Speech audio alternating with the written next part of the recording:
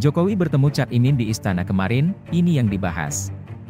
Jakarta, Presiden Joko Widodo, Jokowi, bertemu dengan Ketua Umum PKB Muhaimin Iskandar atau Cak Imin. Pertemuan itu disebut membahas berbagai macam hal termasuk politik. Politikus PKB Syaiful Huda menyebut pertemuan itu terjadi di Istana Merdeka, Jakarta, pada Jumat, 24 Maret 2023. Pertemuan itu disebut hanya antara Jokowi dengan Cak Imin. Sifatnya mengundang.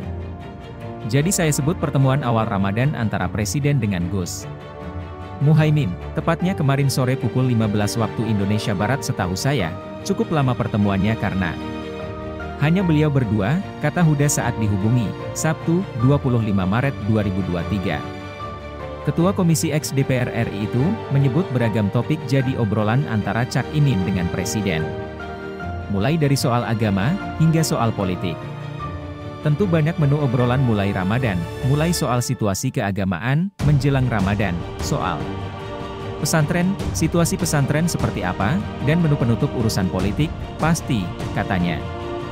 Beliau berdua saling update, Jokowi sebagai pimpinan koalisi, dan PKB termasuk bagian dari koalisi pemerintahan, saling update, ujarnya.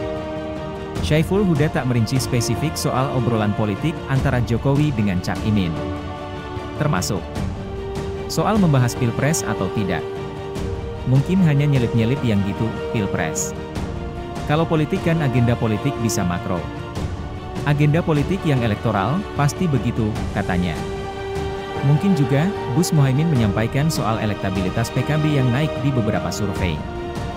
Mungkin Ketua Umum juga sampaikan soal pemberitaan dari berbagai survei, PKB yang naik dari papan menengah ke papan atas, SMRC menempatkan ranking 3, Indobarometer juga sama, katanya. Dan saat yang sama, elektabilitas PKB relate dengan elektabilitas Ketum Gus Muhaimin yang mandataris muktamar menjadi calon